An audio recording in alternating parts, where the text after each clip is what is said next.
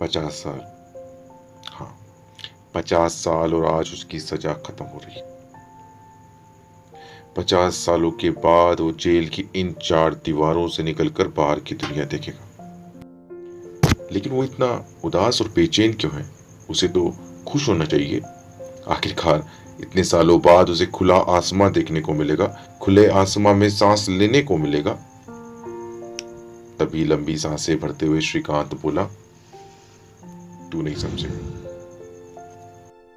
ये बातचीत दरअसल एक छोटे से शहर मिनहारी की सेंट्रल जेल में बंद कुछ कैदियों के ग्रुप में की जा रही है, जहां हरिहर, जिसकी 50 साल की कैद खत्म हो जाने के बाद उसकी रिहाई का सिलसिला बाकी लोगों के लिए चर्चा का विषय बना हुआ है।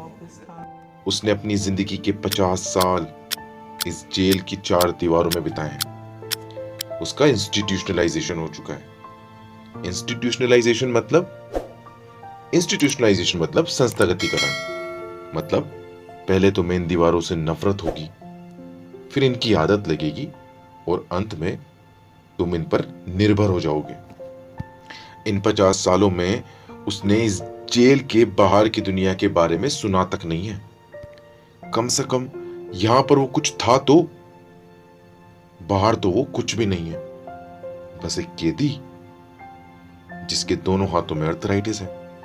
बस बाकी की बातें इनकी अंत में सुनेंगे। बहादुर, अब तू आजाद है। ये खुला आसमां, ये आजादी, अब मैं तुझे अपने पास और नहीं रख पाऊंगा। ये कहकर हरिहर अपने कौवे को जेल की छत पर बनी छोटी सी खिड़की की तरफ इशारा करते हुए अपने दोस्त को अलविदा कहता। थैंक यू ऑफिसर, अपनी कैप पर हाथ मिलाते हुए 50 साल बाद सेंट्रल जेल से अपने कांपते हुए पैर बाहर की ओर बढ़ाते हैं। अपना एक थैला, एक छतरी और टोपी को फुटपाथ पर रख के पहले दाएं देखा, फिर बाएं देखा, फिर दाएं, फिर बाएं। ऐसे ही कुछ देर तक चलता रहा। कश्मकश ये थी कि जाए तो जाए कहां। नाखून चबाते इंतजार करते, फिर अपनी ओर बस को आता देख परेशान हो गए। कंडक्टर बोला, ओ बाबा, चढ़ना है या बस नाखून ही चबाओगे? कहते ही अपना थैला उठाकर झट से चढ़ पड़े बस में। सफर शुरू हुआ। लोग आते गए, जाते गए, चढ़ते गए, उतरते गए, लेकिन हरिहर तो अपनी ही दुनिया में खोया हुआ था। कुछ समय बाद बस से उतरकर फिर वही दाएं देखा, बाएं देखा, दाएं, बाएं। चलते जा रहे हैं। चारों ओर गाड़ियां ही गाड़ियां, छोटी बड़ी हर तरह की। अच्छा, यहां से हरिहर एक पत्र लिखते हैं जो कि इस कहानी को आगे बढ़ाएगा। लिखते हैं, प्यारे मित्रों, यहां बाहर कितनी तेजी से चीजें होती हैं, मुझे यकीन नहीं होता। मरना है क्या बाबा?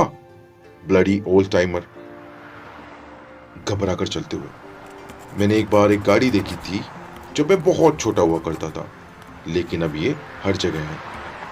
ये दुनिया दौड़ती चली जा रही है जैसे मानो रेस लगी हो। हरिहर अब एक कमरा जिसमें मेज, एक दराज, एक कुर्सी व एक पलंग रखा हुआ है, किराए पर लेते हैं।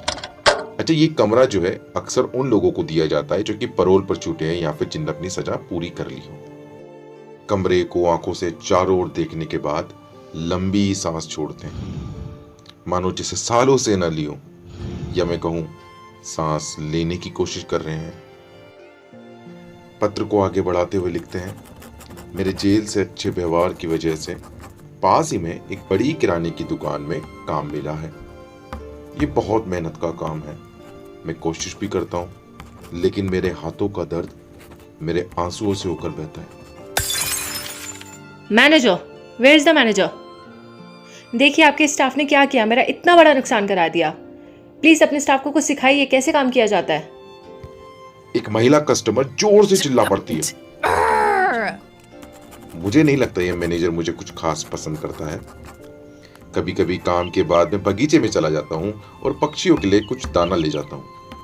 और सोचता हूँ कि मेरा बहादुर वहाँ आए और मुझसे बातें करे, लेकिन कभी ऐसा हुआ नहीं। मैं उम्मीद करता हूँ कि जहाँ भी मेरा बहादुर होगा ठीक होगा और नए दोस्त बना रहा होगा। मुझे रात को नींद नहीं आती, बेचैनी रहती है, बुरे सपने आते हैं, जैसे कि मानो मैं कहीं से गिर रहा हूँ और डर के बैठ जाता हूँ। कभी कभी तो मुझे कुछ समय लग जाता है ये जानने में कि मैं कहाँ हूँ। कभी कभी तो सोचता हूँ कि एक बंदूक लूं और किराने की दुकान को लूट लूं ताकि मुझे वापस घर भेज दिया जाए, या मैं उस मैनेजर को गोली मार दूं ताकि कभी मुझे बाहर आने ही ना दे। लेकिन कहाँ अब वो बात है, बूढ़ा हो चुका हूँ इस तरह की कोई भी बकवास हरकत करने के लिए। मुझे यहाँ कुछ अच्छा नहीं लगता है। मैं थक चुका हूँ यहाँ हर समय डर डर के जीने में। तो अब मैंने एक फैसला लिया है कि अब मैं और कहीं नहीं रुकूंगा, चला जाऊंगा। हरिहर अपना सामान अपने थैले में एक के बाद एक रखते। जिस तरह उनके मन में कश्मकश एक के बाद एक उनको झचोकती, वो तैयार होते हैं। अपने पेंट की पॉकेट से एक चाकू निकालते हैं। मुझे शक है कि वो कोई हंगामा खड़ा करेंगे, खासकर मेरे जैसे बूढ़े बीमार बदमाश के लिए, जिसका तो शायद अस्तित्व ही ना के बराबर है इस दुनिया में। हरिहर पहले एक कुर्सी पर चढ़ते हैं और फिर एक मेज पर, और फिर उस चाकू से वो दीवार पर लिखते हैं, हरिहर, जिसका सिर्फ एक घर है। चाकू को वापस से अपने पैंट की पॉकेट में रखते हैं और कुछ समय बाद उनके दोनों पैर हवा में होते हैं। सरफराज से मेरी तरफ से माफी मांगना। उसको बहुत परेशान किया है वहां मैंने। अपने मन में कोई गलत भाव या मन मुटाव मत रखना। तुम्हारा हरिहर। हरिहर को यहां ही अपनी आखिरी सांसें लेनी चाहिए थी, श्रीकांत ने बोला। अगर वो आपको यहां जीवन भर के लिए बेचते हैं तो उसकी कीमत जीवन से चुकानी पड़ती है, वो चाहे जेल के अंदर हो या बाहर। आज 20 साल बाद श्रीकांत की रिहाई होती।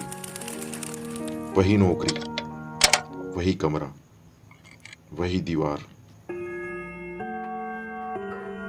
श्रीकांत आज वही मेज लगाते हैं, वही कुर्सी लगाते हैं और अपनी पैंट की पॉकेट से चाकू निकालते हैं और दीवार पर लिखते हैं, श्रीकांत, जिसका सिर्फ एक घर है। अपना बैग उठाते हैं और निकल पड़ते हैं।